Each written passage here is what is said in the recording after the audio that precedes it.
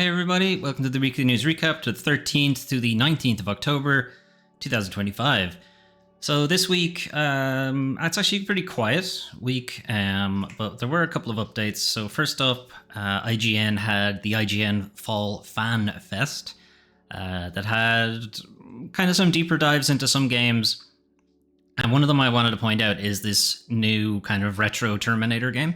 So it's Terminator 2D No Fate is what it's called. And I hadn't known this before, and I think this might be the first time they've shown it off. But there is... So while the main... Your first run through the game, you're going to follow the plot of Terminator 2. But your subsequent runs through the game, you can actually change the outcome of what happens. So depending on some of your choices, Sarah Connor might not be there. You know, T-1000 might actually catch and kill her, as you can see there. Other choices are John Connor may not suggest that the T-800, Arnold Schwarzenegger, not be non-violent, just be very violent instead. And that can also, like, similarly, Sarah Connor can instead go through Cyberdyne and really just wreck the place. Whereas in the film, she's kind of cautious, like just a pistol. She's really only like taking out the people she has to take out, not really going after SWAT or anything like that. Whereas you can change it later for her to be like just fucking blowing the shit out of it. Well, I mean, they blow the place up anyway, but she, like being very much more violent and having Arnold Schwarzenegger off the leash effectively and just mowing SWAT out of it. So it's interesting that they're changing it up a little bit. Like, yes, you are going to get the game of the film, as it were. But afterwards, like further runs through the game, you can like change it up, and maybe the level will be a little bit more difficult or a little easier. Like Cyberdyne, like Sarah Connor only has a pistol the first time through, but when she's being a bit more violent, she's gonna have like an assault rifle and grenades and stuff like that. So obviously that will make it easier. But the police presence might be significantly more that time around. Anyway, it's interesting ideas, some interesting concepts, and we'll see how that works out for them. So it was recently delayed, and I think it is now some stage next year that the game will be coming out. Elsewhere, in a what the fuck are we doing news, Quantic Dream, probably best known for things like Heavy Rain, Detroit Become Human, the one with Ellen Page in it, or Elliot Page in it. It was Ellen Page at the time. Anyway, best known for their like narrative, choose your own adventure type games, is instead making a MOBA in the year of our Lord 2025. So this is Spellcasters Chronicles, which is not a fun name to say. I feel like one of those words needs to lose the plural. Like Spellcaster Chronicles works, Spellcasters Chronicle works. Spellcasters Chronicles does not work. Anyway, it's a 3v3 arena thingy. It's a MOBA. You know, you've seen hundreds of these, and I don't know why they think this one will work any better. I'm sorry for the quality of the video. I'm not sure what's going on there. I imagine it's just... there's a lot of particle effects, and YouTube tends to crush that kind of stuff. Anyway, yeah, okay. I did recently see Quantic Dream had some kind of presence at TwitchCon this weekend, and Spellcasters Chronicles was there, but it was pretty much empty because it looks very basic. But yeah, apparently they're still working on the game people actually want, which is Star Wars Eclipse, but it's been quite a while since we've seen anything coming out of that. Okay, weird choice, Quantic Dream. I don't know. What are we doing here? Anyway, some games getting some release dates. So we have Silly X Poly Beast, or Silly Poly Beast, or I don't know how the actual title for this game is pronounced. That seems to be a mashup of a bunch of different genres. So it is a bit survival horror. There's a little bit Tony Hawk's going on as well. You can see the skateboard on her back, and there are some Tony Hawk segments.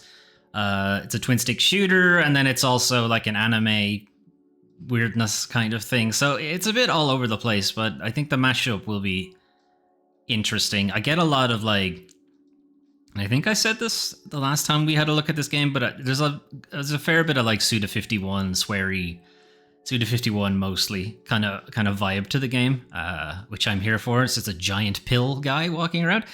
Anyway, yeah, it's kind of got like heavy like themes of guilt and blame going on, and it's obviously like a horror type game, but there's also like some kind of zany shenanigans here as well. Anyway, that is, I think, scheduled for November at some point. We'll just skip ahead. No, end of October. It's actually pretty soon.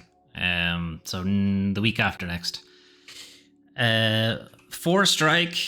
So Four Strike is kind of an interesting game. So Four Strike is a roguelike, because practically every indie game is a roguelike these days. And the idea with Four Strike is you are given various combat scenarios, and you are given like infinite lives to practice the fight. All right, and have it go out the way you want it to go. So you can practice as many times as you want, but eventually you have to actually do the fight itself. So you've got like a couple of goes to like, get the flow in, know what moves you want to use and so on, and then actually do the fight for reals. And if you lose, it's over, roguelike, you go back to the beginning. So it's an interesting, fun concept, and maybe takes a little bit of the annoyances, trial and errors out of some roguelike kind of things. But I do like the kind of danger of, okay, now do it for reals. When there's actually some pressure on you you cannot fuck up, whereas you can fuck up as much as you want in the training. But if you fuck up in the really real one, you're going back to the start. I think there's a nice balance there. So curious to see how this one turns out. Is this the one that's November? I'm skipping ahead here a little bit, because it is effectively just explaining the game to you, and that's what I've done. There's a demo available. This is the November one. Okay, 17th of November for that one. There's a demo available if you want to check it out yourself. Mid-month for October. So the PlayStation Plus catalog, there was a rumor that the Silent Hill 2 remake would be part of the October catalog release, and that has turned out to be true. So Silent Hill 2 remake is probably the featured game. It's going to be part of the extra and premium tiers for PlayStation Plus. Then Until Dawn, which recently got a remakester. I don't know. It's kind of both. Technically it's a remake because they did it in a new engine, but it's also effectively the exact same game. V Rising we played on the channel a while ago. It was a very fun vampire base builder / survival type game. I really liked it, even if some of the bosses are very much not balanced for a solo player. Whatever, I platinumed it. I guess I liked it enough. Yakuza Like a Dragon. This was the first Yakuza game when they changed to turn-based, and they changed to a different main character, so it's not Kazuma Kiryu. So this was when they changed it. Good game. Very fun game. Puppy's Playtime Chapter 1, only Chapter 1 specifically, is free, whereas the rest of them presumably will not be. It's a pretty standard hide from the monster type kind of game, jump scare type kind of game. Probably more notable that it was like one of the better received ones. As Dusk Falls is a visual novel thing that is a little bit choose your own adventure, and it was actually made by the lead designer of Heavy Rain and Beyond, so left Quantic Dream before Detroit Become Human. So it's got that kind of stuff going on with it, and from what I've heard, the story is actually pretty good.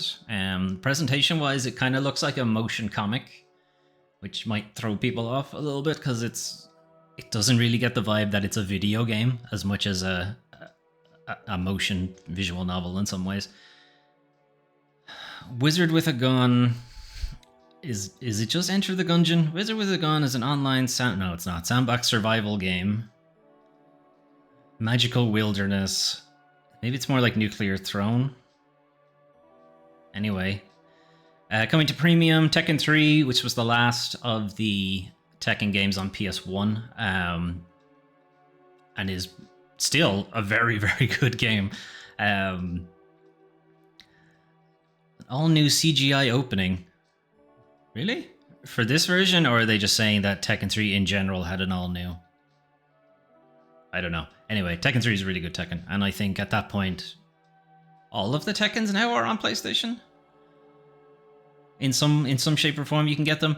There is also a rumor that the Tomb Raider Anniversary game, the second of the PS2 trilogy, might make its way later in the month. Possibly. I have a feeling they'll just push it out to November. Anyway, moving on. Free games over on the Epic Games Store this week. You have till Thursday to get them. So Amnesia the Bunker is the third Amnesia game set during World War I. You're stuck in a bunker and you're not the only person in the bunker, so watch out, kind of thing. I do kind of like its flashlight or torch system. Like a lot of these kind of games, you're wandering around looking for batteries to fill up your torch that goes out after 2 seconds. Whereas in this game, it's kind of the very old style pull system or wind up kind of ones where you pull the string and you keep pulling it until it hits a certain threshold, and then it'll stay on for a little while, and you've got to basically at least you're not always constantly looking for batteries, but it still has the same tension of, oh, my light's only going to last so long. And in the case of this game, it makes noise when you wind it up. So, it's kind of got away from the annoyance of the battery thing while still keeping the same kind of balance. So I think it was a good idea. Samorost 3, I'm not familiar with that. There was a Samorost 1 and 2, but okay. Follows a curious space gnome, uses the powers of a magic flute to travel across the cosmos in search of its mysterious origins. Visit 9 alien worlds, teeming with challenges, creatures, and surprises. It sounds like a puzzle game. It looks like a puzzle game too. That's a big anteater. Or we're tiny. It's probably more that we're tiny. Anyway, those are some of the games you can play soon. If you want to play something right now, you can play Pokemon Legends ZA. So I only put this out, the same reason why I put Battlefield out last week is just, it's a very popular game. A lot of people are playing it. I am aware it exists, let's put it that way. But from what I've seen, like I said this about Battlefield 6 as well, and it's like, guys, this is the same game again.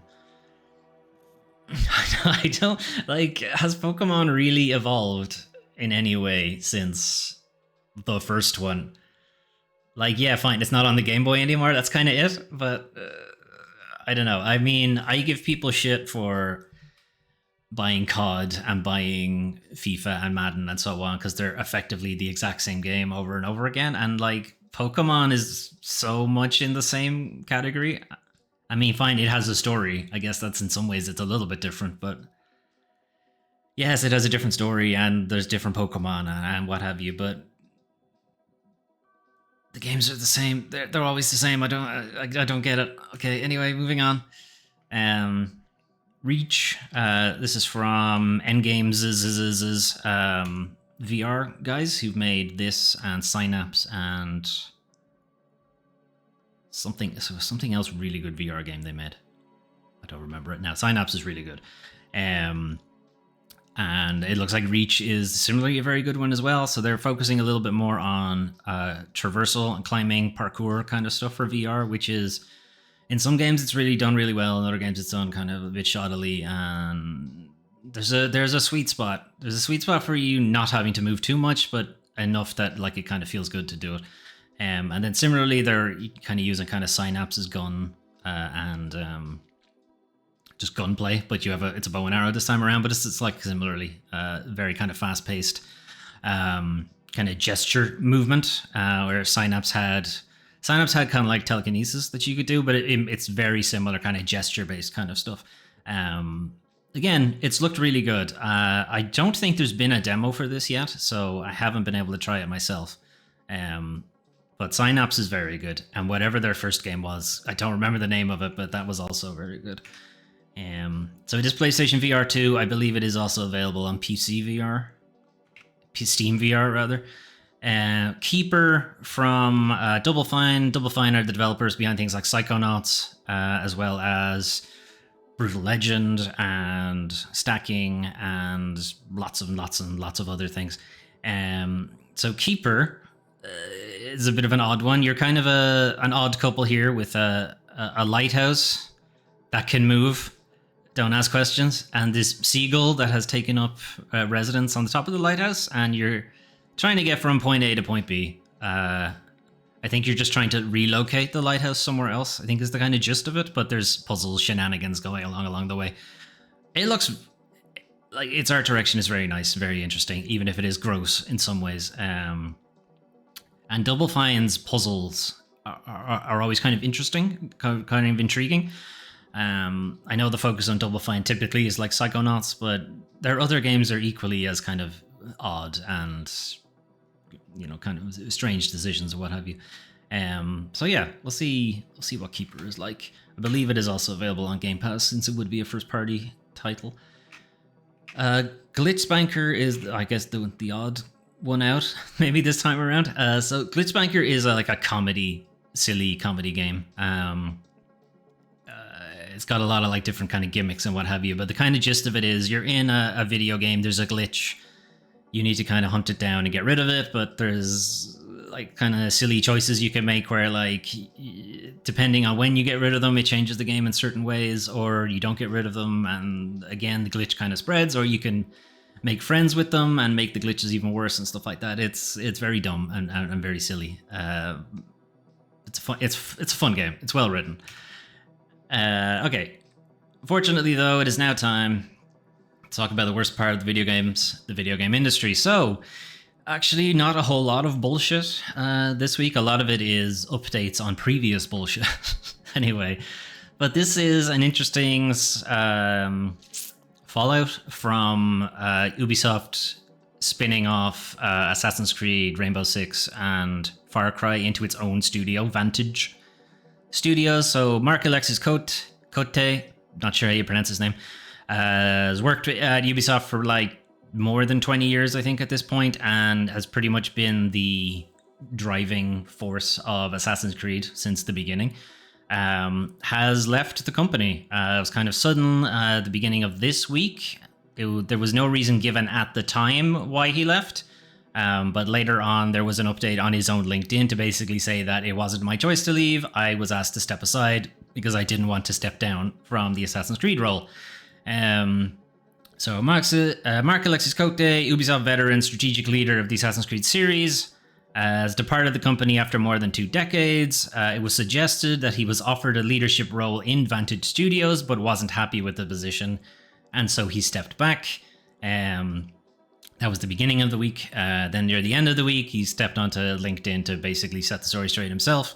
And it was that Ubisoft asked him to step aside. So many of you have expressed surprise that I would choose to leave Assassin's Creed after so many years, especially given the passion I still hold for it. Truth is simple, I did not make that choice.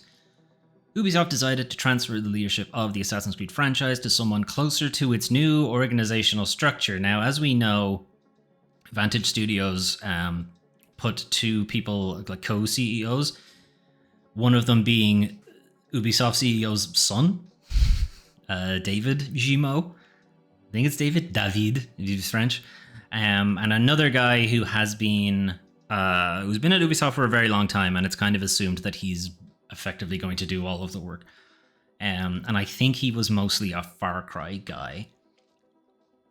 Now, the question is, was the Assassin's Creed position given to one of them, or was it given to somebody else, or what have you? But I think the gist of it here is they wanted to take they just wanted to give it to somebody else, and it's a question of why, because it does kind of seem like Assassin's Creed is doing fine. But when you pair this as well with the news last week, or in the week before maybe, that Ubisoft were planning to do a post-US Civil War Assassin's Creed, and they decided not to do that against the wishes of the developers.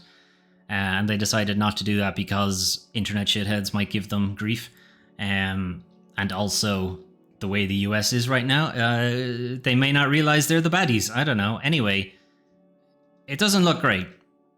Doesn't look great here. Anyway, Ubisoft decided to transfer the leadership of the Assassin's Creed franchise to someone closer to its new organizational structure. This is inside the new Vantage Studios. A different position was mentioned, but it did not carry the same scope, mandate, or continuity with the work I had been entrusted with in recent years. So he was being moved to either a different project or moved down a level on the Assassin's Creed stuff or what have you. But it sounds like it was either a demotion or a lateral move into a series he had no interest in. I also owe it to my teams, past and present, to say this plainly. I did not walk away. I stayed at my post until Ubisoft asked me to step aside. So it does seem like he was either not exactly forced out, but he was being put in a position where he couldn't really make any major decisions anymore. Which sounds like a demotion. Anyway, Kodai's expectations were that he would lead the direction of the Assassin's Creed franchise at Ubisoft when it had transitioned to Vantage Studios, and as it turns out, not true. So he was asked to step down by Ubisoft because he didn't want to take the new position, I guess, and they weren't going to let him keep his current position, so that's the end of that. As someone who grew up inspired by Star Trek, randomly, in the later years of my career, I came to see myself as the captain of the Assassin's Creed ship, someone who leaves only once every soul on board is safe, and that is exactly what I have done for as long as I could. Anyway, it just seems like he was forced out of the position. Now, whether it's going to come out later that there was a reason he was forced out of the position, or, because of Ubisoft does have a sexual harassment issue and there's an ongoing trial about it. Or actually, the trial may have wrapped up. Either way, there's been a trial about it. So it could be something like that is going to make its way out in the next couple of weeks. Or it could be that Tencent wanted somebody in the position of decision making for Assassin's Creed. Because remember, Vantage Studios is a joint effort between Ubisoft and Tencent. So this wouldn't necessarily entirely been Ubisoft's decision. Or on the other hand, maybe it was entirely Ubisoft's decision and they wanted to give it to his son or something. I don't know. We don't know is the point. All we know is that it wasn't his decision to drop out. Anyway, moving on. So some continued kind of wrinkles in the Sony, again, Tencent, Light of Motoram versus Horizon Zero Dawn bullshit. So again, Sony are alleging that Light of Motoram is an obvious knockoff of Horizon Zero Dawn and that they're copying the game and copying its marks and so on and so forth. Tencent, from their side of view, are saying these are pretty standard tropes of post-apocalypse or post-civilization kind of stuff. And they point to a bunch of games that are similar to it and so on. And now Sony's return is to basically say that that's bullshit. You're just copying Horizon Zero Dawn and we're going around in circles. More or less. So Sony has dismissed Tencent's latest filing to say that it's nonsense and that the damage is done and it continues. Now, what damage exactly? I don't know. You can't, at least, so this hasn't actually gone to trial yet, so they can't effectively just say whatever the fuck they want right now.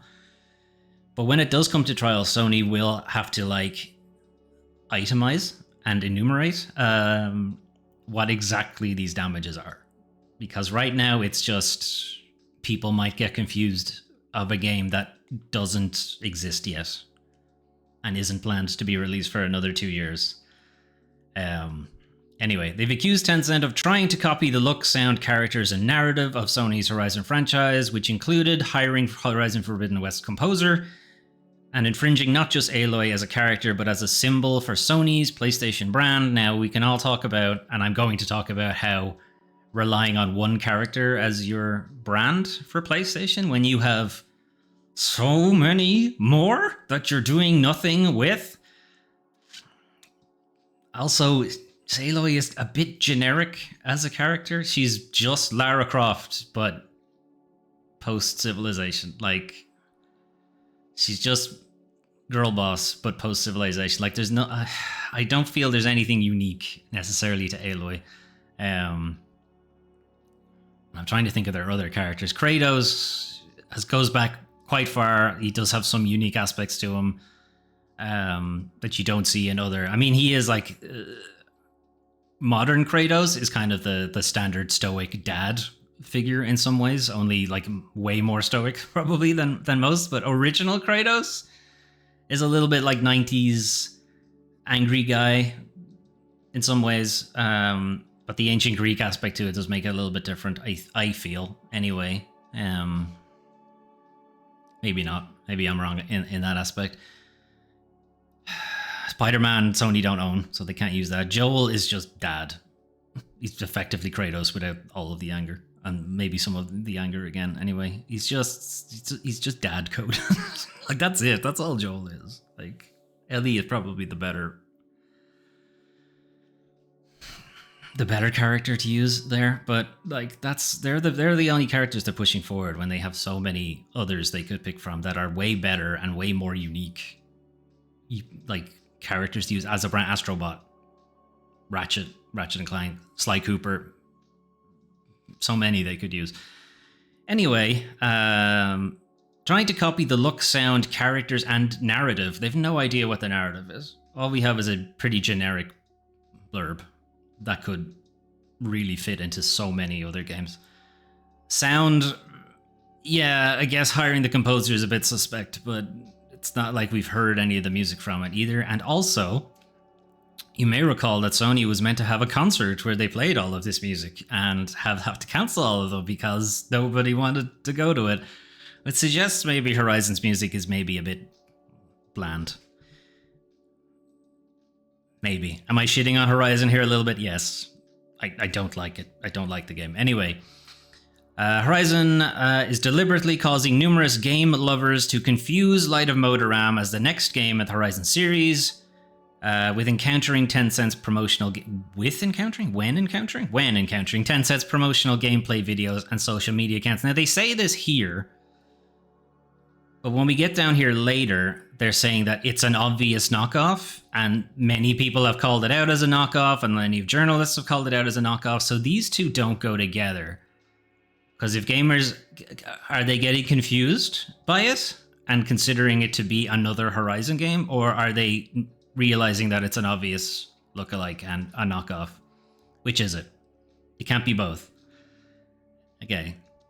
Anyway, they're insisting Light of Motoram is merely making use of... this is Tencent's position, that it's merely making use of time-honored tropes that are outside Sony's exclusive domain.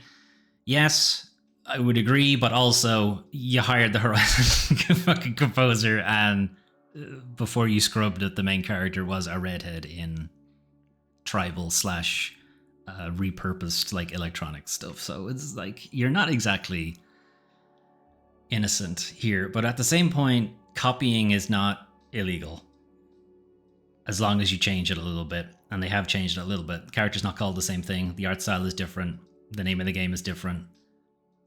There are so many clones of other video games out there that to highlight one seems a bit... Why this one and not all the others? Anyway, Tencent contends that Sony's claims are unripe because despite having announced and continuously promoted its game for months, debatable, Tencent delayed Light of Motoram's release, allegedly. We don't know if this was... They deliberately delayed it to 2027 to help their case here, or if they had planned to, it was always planned to be 2027. Anyway, after Sony sued, this is nonsense, the damage is done, and it continues. Again, what damage? It's either people are confused or people are not confused, but also the game isn't out and isn't hurting Horizon's brand, because it doesn't have a brand. Anyway, although the public expressed confusion and outrage upon discovering Light of Motoram for the knockoff that it is, this is Sony's position, Tencent remained undeterred. Tencent continued promoting its infringing game over SIE's what infringement? There's no trademark infringement here, there's no copyright infringement here. It's not, as I said, it's not illegal to copy-ish something, to do a homage to something, to do a slavish clone even. Not illegal. It's not great. And it's underhanded in some ways, but it's not illegal. I mean, do we say that Fortnite is a slavish clone of PUBG? The first time when they changed it to be a battle royale? You know, they make clones. There are clones of games. Look at every MOBA out there and try to tell them apart.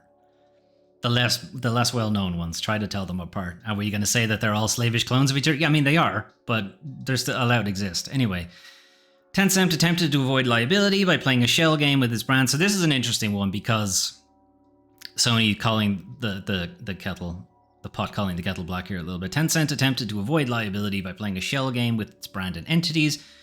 Tencent Holdings reports all of its revenue and debt from games on its annual report without attribution to any subsidiary, and it uses the name Tencent to advertise its games like Light of Motoram without distinguishing between subsidiaries. So do you, Sony, so do you. You have Sony Interactive Entertainment on all of your games despite them being developed by other studios. Nintendo famously don't even name the studios for a lot of their games. It's just Nintendo presents. You do this too. So anyway, again, down here it's to say that yes, the infringement on Aloy's character is so egregious that numerous journalists and fans noted the striking similarities between the character mark they point out here, and Tencent's use of Aloy lookalike, stating Tencent's lookalike resembles Aloy to a T. Red hair and all. Again, it's not illegal to have red hair. Lots of video game characters have red hair. Lots of video game characters wear armor. Lots of video game characters have a bow and arrow. Aloy, as I said, is just Lara Croft. Anyway, Light of Motoram, a knockoff game so blatant that the public loudly decried the obvious and pervasive copying of Horizon's protected elements. They're not protected, but okay. Jeopardizes Horizon's continued success. Okay, including current expansion plans for the franchise. And there is some news out of that in that there is a planned Horizon Zero Dawn film 2027 at some point, and presumably there'll be a third game. But yeah, as for what the Aloy character mark is, I think it's here somewhere.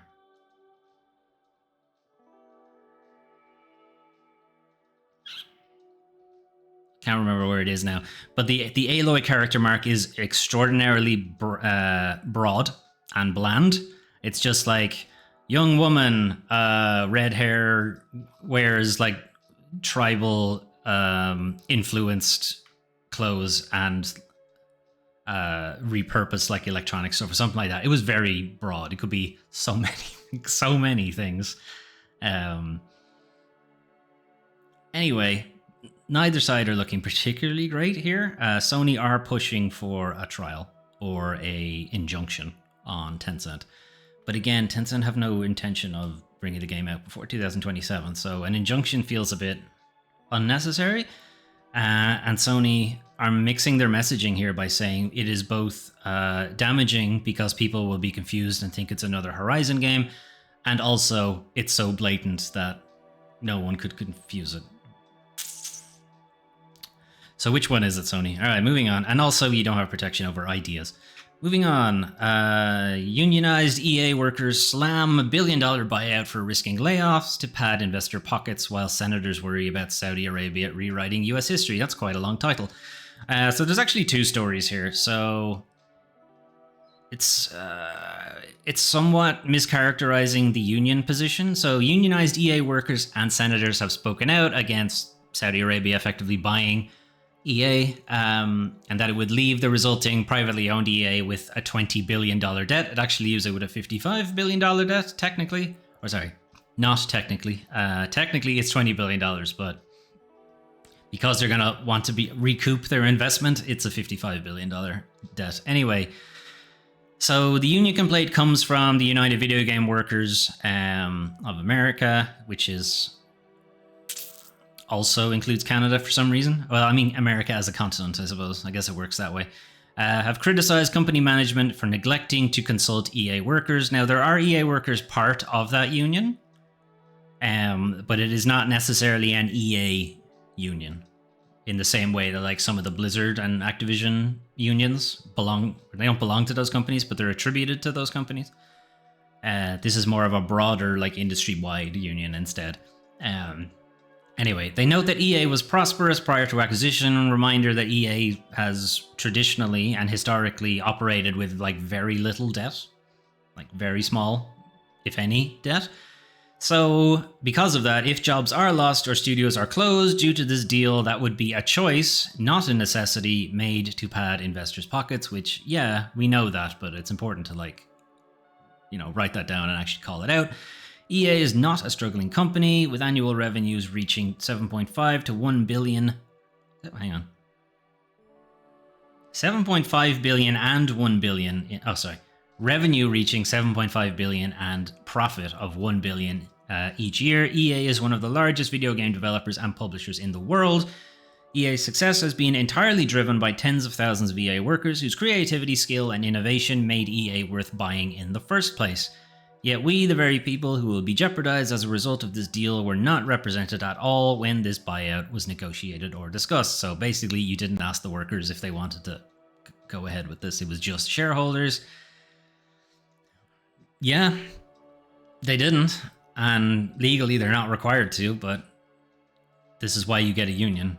Anyway, we are particularly worried about the future of our studios that are arbitrarily deemed less profitable, but whose contributions to the video game industry define EA's reputation. So this is aimed kind of squarely at BioWare right now, in that Dragon Age the Veilguard didn't do great, was less profitable. I think it did fine.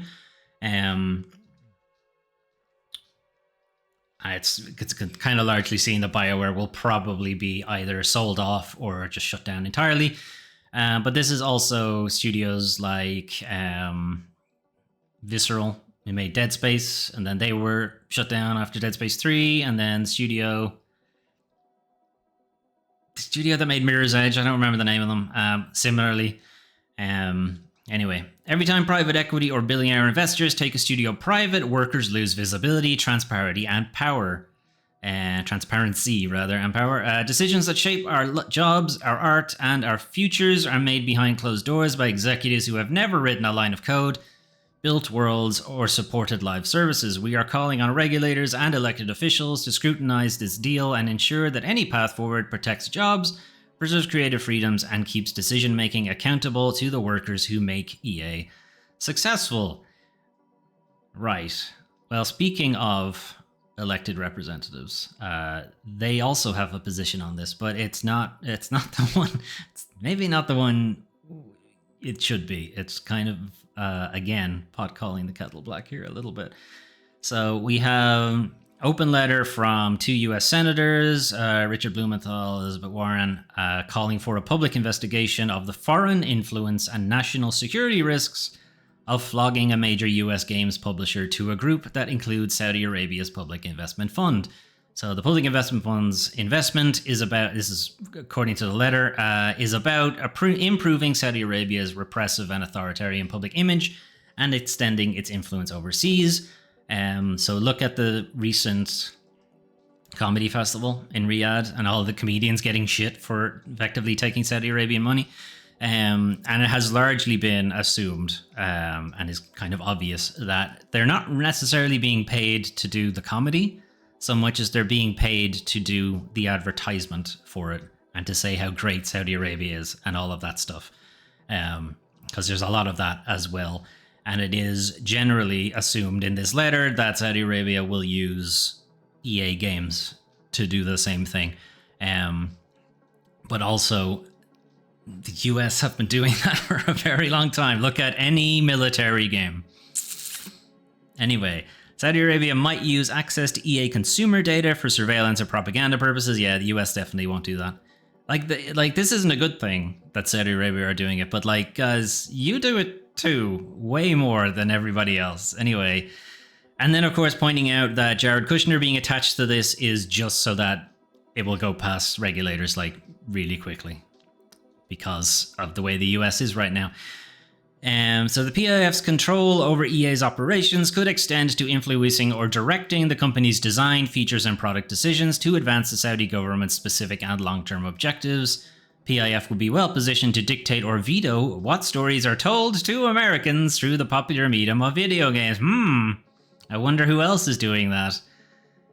Never mind just video games. TV, film, Hollywood. Anytime Hollywood partners with the US military, they have to always win, and so on. Controlling narratives about US history and culture.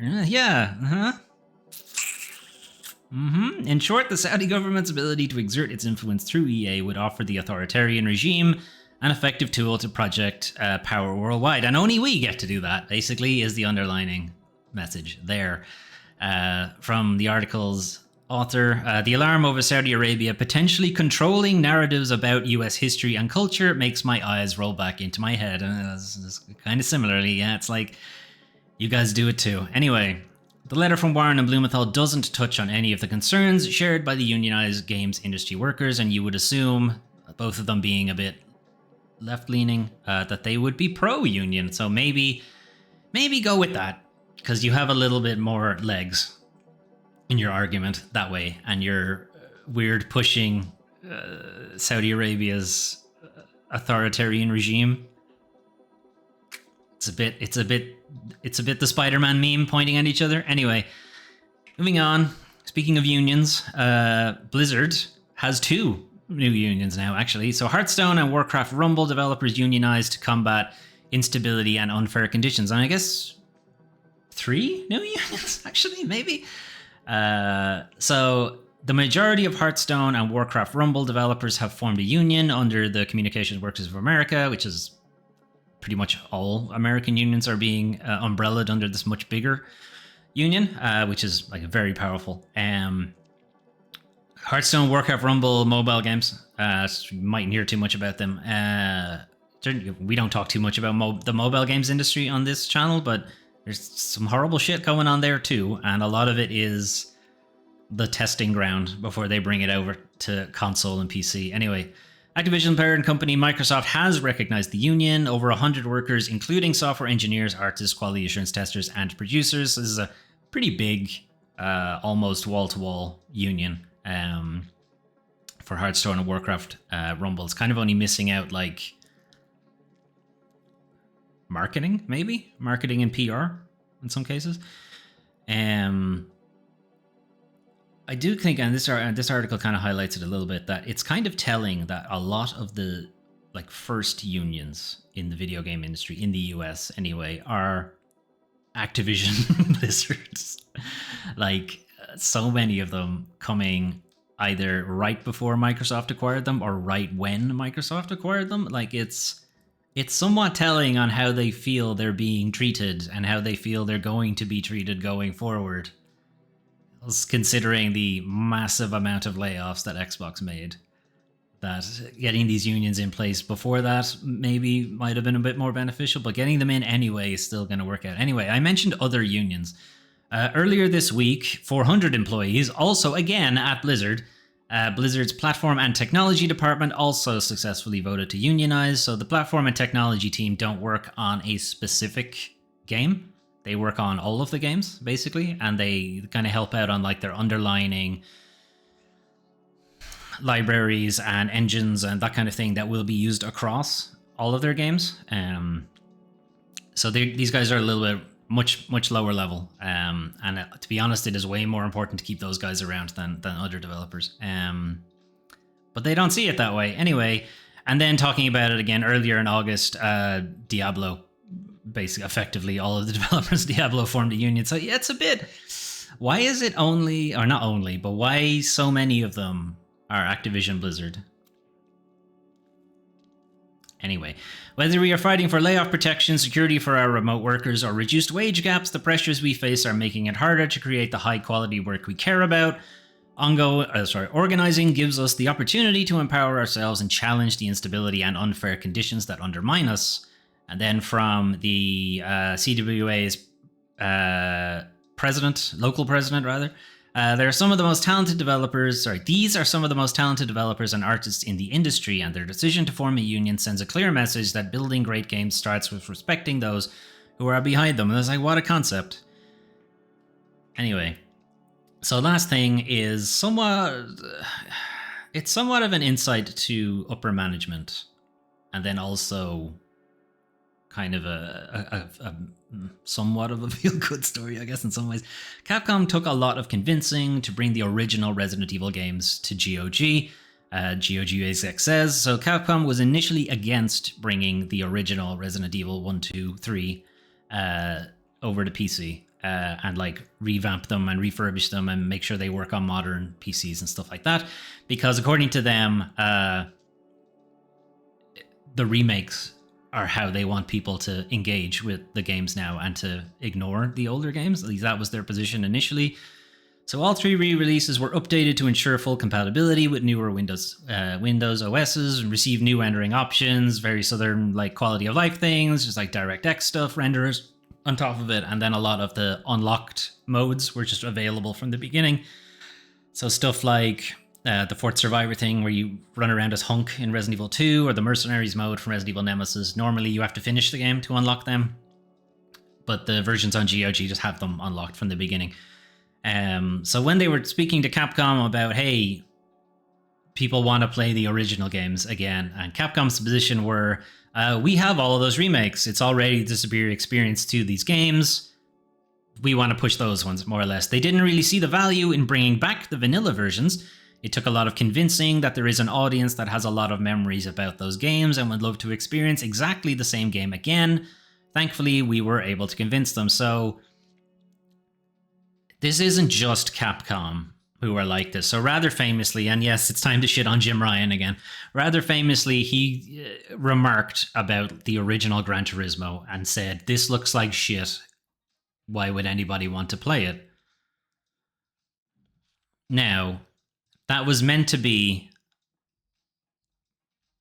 like, there's a follow-up to it. There was like, oh, and then he was like, oh, because there's a broad history and yada yada. Like, there's a reason people want to play it. There are either nostalgia to it, or there's like a history of the game franchise, and you want to see how it progressed from one to the next, or just it's a good game, even if it doesn't look amazing compared to new Gran Turismo. You know, there are still choices that were made in the game that make it more fun than extremely accurate simulator that Gran Turismo has become.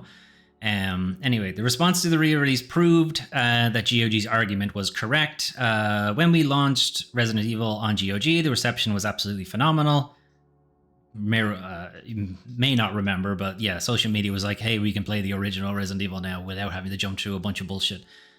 Pretty good. We have 94% positive reviews on GOG for all of them, and that has reflected in sales as well. It was pretty cheap as well. I bought it. I think I own Resident Evil 1 on... I own all of the Resident Evils, I think, on so many platforms. Anyway, it proved that there is an audience for this. The classic versions, the versions we all remember from our childhood, they still hold a lot of value. And yeah, nostalgia does hold a lot of whatever, but preserving the games itself is important. It's important to preserve the medium, the history of it, in the same way that we preserve books, we preserve films, we preserve music, like we preserve art in art museums. Can you imagine if very famous paintings were thrown away like a year after they were painted because, hey, we got a new painting now? Like, no? Films thrown away because, hey, we got a new film now. We got a remake of that film, so you don't have to watch that one anymore. You can watch this one. How many film remakes are absolute garbage? Anyway, after that, after the reception, Capcom effectively gave the nod to be like Dino Crisis 2, and there's a bunch of other Capcom games that have made its way over to it, and tons of other developers have added their games to the GOG Good Old Game Preservation Project, which is quite robust at this point. There are quite a few games on it now. Pazinski, is the head of the GOG stuff, estimated that there will be around 350 games in the preservation program by the end of this year. The hope is in the future, when you are thinking about buying a 10-year-old game, the first thing that you'll check is if it's available in the program. 10-year-old game would be like Dishonored? Maybe? Like the first Dishonored or some... It's actually maybe older than that. It might be like 15 years. Oh, I'm aging rapidly. Okay. Anyway, it is both good news and concerning news in that, like, management, again, is front-loaded with people who don't recognize the video game history of the industry as worth preserving. Now, I can say that, but at the same time, going all the way back to early video game development, many developers threw their game code away or lost it. Like, famously, Final Fantasy Tactics had to effectively be completely remade because they didn't have the original code anymore. Like,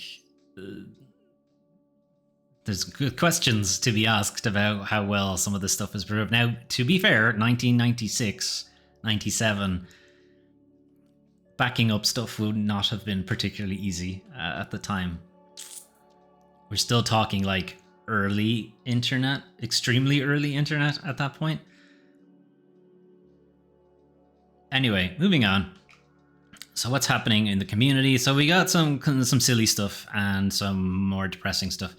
So Sonic the Hedgehog will now give you driving directions, which seems irresponsible. Yes, having Sonic the Hedgehog tell you gotta go fast. I don't know why there are ads on this Polygon article, because there weren't yesterday. Anyway, we'll put up with it for now. We may have to not use Polygon in the future. So Sonic is having a crossover with Waze, the traffic app. So a new collaboration with GPS navigation app Waze. And the blurb of it was, "Are you ready to be unstoppable?" And I'd be like, in traffic, it's maybe being unstoppable not the best solution here. So he has like phrases to direct you around, stuff like that. So it's, "All right, let's roll. Keep your eyes on the road. Never know when a loop-de-loop or spike trap will be in the way." Now, it's kind of funny. I mean, a loop-de-loop in driving, yes, hilarious. But also, a spike trap is a real thing. And Waze, if you're not familiar with the app, it does allow you to avoid police checkpoints. Like, people can put into the app that, like, hey, there's a strong police presence on this road. Maybe use a different one, kind of thing. So avoiding a spike trap is, it's kind of funny. Anyway, you can also change your car to look like Sonic's car from the new game, because that's the whole point of the crossover. Anyway, that's pretty funny. Just don't think gotta go fast mentality while you're in a school zone, please. Yes. Anyway. But in more depressing news, Doom modders fall into civil war as devs launch new engine in protest at GZ Doom creators' leadership and use of ChatGPT. So he's put vibe coding into a extremely heavily used engine that's in a great many commercial games. And he decided to just lol vibe code, throw that in there. Who cares if it fucks up a bunch of games that are in production right now? Good shit. Anyway, the future of GZ Doom, the community updated engine behind many thousands of brilliant Doom mods, as well as outright games, is now in doubt following a bust-up over the lead developer's use of generative AI to create code. A number of GZ Doom developers have now made a splintered repo and have made their own engine called UZ Doom with blackjack and hookers, presumably. So a vast number of Doom modding projects make use of GZ Doom, and any of these kind of pushed updates to the engine. If people are going to just grab the latest version, they may not know that there's generative shit in there. Now it's in their game. Who knows what's in there? Anyway, now you can check, it is an open source thing, and you can make a fork of the engine yourself and not use that, but then you're not getting the community updates as well. And on top of that, now you have to maintain the engine yourself. It's a big mess. Anyway, due to a conflict between GZ Doom's lead developer and maintainer, a lot of other developers decided to leave GZ Doom and work on a new fork of the engine. So this is not entirely just because of the vibe coding. There is also the issue in that the lead developer / maintainer, Graf Zal, is a bit of a shithead, and has made some questionable choices for the direction of the engine in the last 5-6 years, something like that. So this is more of like a straw that broke the camel's back kind of thing. So it's not just straight up, oh, you use generative AI, we're out. It's more, you didn't consult with anybody, you just pushed this in, and all of the decisions you've made previously have been really problematic, and you're just not open to criticism, and you're treating this whole thing as not a collaborative project, but as your pet project, basically. So this is partly to do with GraphZal's usage of ChatGPT, but is somewhat primarily because this is a backlash fueled by long-term misgivings about his bulldozing leadership style, which is another way to say, I'm a shithead. Anyway, UZ Doom Rebels aim to offer a more stable development structure with healthy collaboration, less power given to individuals' project leads. A more stable development structure is kind of alluding to the fact that the lead developer not only vibe codes, but has also pushed breaking changes to the engine and has done it multiple times. Has led to games and mods being unplayable for large amounts of time. So it's kind of, as I said, that using generative AI to vibe code this is just the last straw. There are a bunch of comment threads of people arguing about it over on the GitHub page. There's a bunch of social media posts of other developers basically saying that this is bullshit. And this guy has been a pain in the hole for years. And yes, let's just make a fork and leave him to his own devices. He defended his use of ChatGPT, arguing that many programmers secretly deploy large... No, we don't. No, we don't. We might use it as a laugh or use it to do boilerplate stuff, but stuff that is intrinsically important to the codebase? No, absolutely not. Anyway, Doom modders have also been airing their grievances over on social media. It's where I'm getting a lot of that information about him being a dick to work with. Anyway, it all feels rather momentous given the sheer number of projects that use the engine. Like, it's just extremely irresponsible. This isn't just your pet project that nobody else is using and you can do whatever you want with. Like, so many products and so many commercial products are using this daily. My guy, you can't have this I'm the king bullshit. Like, it's called GZ Doom and his name is Graf Zal. Like, it's Graf Zal Doom. Like, clearly he already considers himself to be head of the thing. Now, I could be wrong, and Graf Zal is some kind of title for GZ, the head of the thing, maybe? Because there's Olikers as well, which I think is his actual name. I could be wrong about that, but if I'm not wrong, and it's called GZ Doom because that's his name, it's a bit gross. Anyway, we'll leave Pokemon to loop because it's the big game this week. Anyway, that's your news for the 13th to the 19th of October 2025. As I said, it's a bit quiet this week, mostly due to a lot of games that are going to be ready for the end of the year for Christmas are out, more or less at this point. We're still going to see a couple of big ones in November, but for the most part, they're done. A lot of the showcases and what have you are kind of wrapped up now. There'll be Galaxies, I think, next week, which is a heavy indie showcase thing, and then obviously just the Game Awards in December. But I think we're largely done for like the big showcases until the Game Awards anyway. So yeah, it'll probably be a while before there's any massive video game update news, but there's always plenty of time for video game bullshit. Because video game industry bullshit doesn't have a seasonal flow to it. It's just can happen whenever. You never know. Anyway, I'm gonna head off. Have a good rest of your day, and I'll talk to you guys next week. Bye.